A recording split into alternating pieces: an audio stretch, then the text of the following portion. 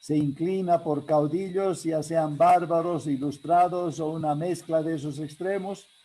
Es prebendal a nivel partidos políticos que consideran el gobierno como un botín de pegas y oportunidades de enriquecimiento personal. Los 20 años del neoliberalismo, 1985 a 2005, fueron, sinceramente lo creo, a contrapelo de la cultura política predominante. En vez de que la gente acepte ese modelo alternativo de cultura política, terminó rechazándolo por errores de los neoliberales, por cierto, ¿no? Y también por la competencia entre los medios de comunicación en denunciar la corrupción, en fin, varias razones. Pero el hecho es que se creó un fuerte rechazo a ese modelo. Y este rechazo produjo una especie de efecto de resorte comprimido que saltó y nos dio al menos 20 años de regreso al modelo tradicional caudillesco populista. Tenemos ahora un no caudillo en la presidencia. No es un dato menor, es un modelo caudillesco que en la presidencia tiene un no caudillo, así es que no es un anticaudillo. Y detrás del trono sigue un caudillo fuertísimo. ¿Será que hay una nueva oportunidad para una pedagogía democrática? ¿O será que los actores tradicionales populistas caudillescos van a reforzar ese modelo como lo han hecho en los últimos 15 años? La pregunta es si los líderes de oposición optarán por el modelo democrático o en un esfuerzo por no desaparecer recaerán en el tradicional. De una o de otra manera, tal vez lo más importante en esta etapa para estos nuevos opositores es que no sean derrotados por el MAS, lo digo con tristeza, así no sea que opten por las armas del propio MAS, ¿no? De repente lo importante es que sobrevivan, así sea con armas sucias, y después vendrá pues otra etapa, ¿no? Porque la democracia para mí es un proyecto en marcha, no es un sistema que ya esté completamente implementado en ninguna parte del mundo, y Estados Unidos, el modelo de democracia más avanzado de la modernidad, miren hasta qué punto es un proyecto que casi ha sido totalmente destruido por Donald Trump y ahora está tratando de reconstruirse. Es un proyecto en marcha la democracia. Yo adelantaría un poco de debate, unos 2-3 minutos de Walter respecto a Carlos Hugo y Carlos Hugo respecto a Walter. Adelante, Walter. Gracias, Juancho. Yo quisiera realmente complementar con un recuerdo a todos los presentes de las expectativas que tuvieron los actores electorales respecto a las subnacionales. El MAS esperaba repetir su triunfo de las nacionales del más del 55%. Evo y Arce Catacora compitieron por demostrar a las bases del MAS de quién es el más radical. Apostaron a que un 20% urbano moderado se una a su base radical del 35% y conforme una mayoría absoluta.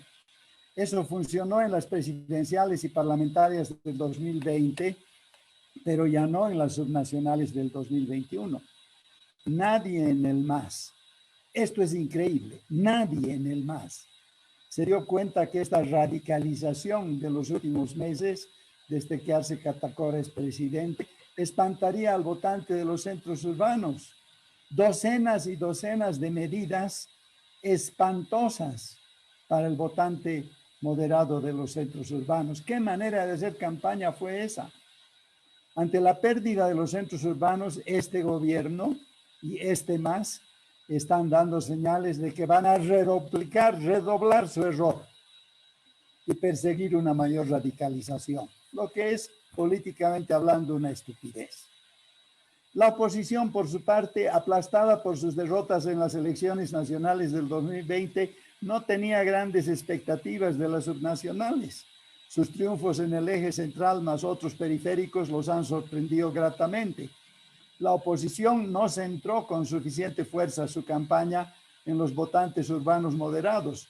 No sabemos en este momento cuánto hubo de rechazo al autoritarismo del MAS y cuánto fue la aceptación de las propuestas opositoras. Ninguna campaña tomó en cuenta que existe al menos un 20% del electorado que siendo urbano es moderado. Hay una nueva clase media emergente que sumada a la clase media tradicional conforma un centro moderado. Son los votantes que el 2005 al 2016 votaron por el MAS sobre la base de una presunta identidad indígena o de clase. En todo caso, votaron por el MAS con la idea de mejorar su economía y tal vez su situación social. Una vez mejorada su situación personal, se incorporaron a la clase media, dejaron su identificación indígena y también una lealtad cerrada hacia el MAS y hacia el Evo. Por otra parte, hay votantes de clase media tradicional que alguna vez votaron con ilusión por Evo y el MAS, unos utópicos, y se desilusionaron. Son votantes de clase media tradicional que aplaudieron la salida de Evo y el ingreso de Janine, pero el gobierno de Janine también los desilusionó. O sea que se ha conformado una masa decisiva de votantes moderados, tanto tradicionales de clase media como de clase media emergente, que son totalmente capaces de definir los resultados electorales. Ninguna campaña tomó en cuenta estos votantes decisivos del centro moderado. Lo que queda por verse a futuro, que es el propósito de este taller o seminario, es si estos votantes urbanos moderados, que son el fiel de la balanza electoral, se han de lanzar a las calles ante un gobierno dictatorial, que parece que es la pretensión del MAS y del gobierno de conformarse en el futuro. Y también queda por verse si hay cambios estructurales en la cultura política de este sector urbano moderado. Las interesantes observaciones demográficas que ha hecho Carlos Hugo son muy pertinentes a este escenario. Lo que hay que ver, y no acabo yo de entender, y mi pregunta a Carlos Hugo sería, ¿qué es lo que él entiende por federalismo? Porque en este momento en el papel hay grandes avances hacia el federalismo, digo en el papel, hay asambleas departamentales, pero esos actores no están actuando, ¿no es cierto?, en un sentido federal. ¿Qué faltaría por federalizarse? Obviamente relaciones internacionales, defensa nacional, presupuestos son temas nacionales. Gracias, don Walter. ¿No? ¿Qué es lo federal, Carlos Hugo? Respondo, don Carlos.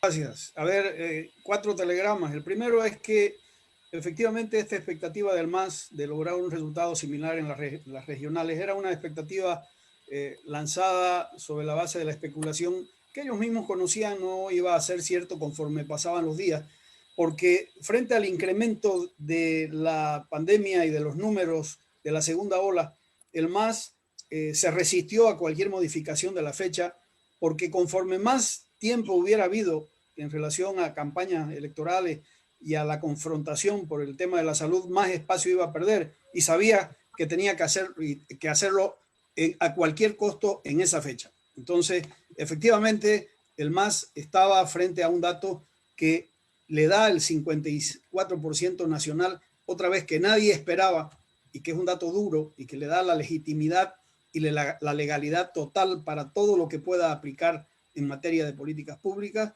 y abre la duda de ¿y qué va a hacer la oposición? Porque la posibilidad de hacer algo en este país no está solo en el que al MAS le vaya mal y no logre hacer lo que quiere. Tenemos que empezar a actuar demandando una respuesta también del lado democrático. El segundo mensaje es que en este momento en el MAS manifiestamente existen 3 bloques dentro de la estructura. El que maneja, el que administra el presidente, el que trata de incorporar con mensajes que no se realizan ni se concretan todavía, mensajes de amor por parte de David Choquehuanca, y el que trata de administrar desde fuera, Evo Morales. ¿Quién terminará administrando estos 3 bloques que están clarísimamente expresados en los que siguen de cerca la conformación y la posibilidad de decisiones? Normalmente los tiene el que tiene el poder para tomar decisiones y ejercer el reparto, normalmente. Y si eso fuese así, ese es el presidente Arce, y va a tener que realizar una ruptura al estilo de Correa en el Ecuador frente a la molestia incómoda de de esta persona que le está poniendo piedras todo el tiempo, que es el expresidente Morales. Y en ese campo habrá que ver a qué va a jugar o qué va a querer hacer David Choquehuanca, que efectivamente tiene una decisión o una voluntad y la expresa de hacer algo distinto. El tercer telegrama es: estudiemos el Beni. Estudiemos el Beni.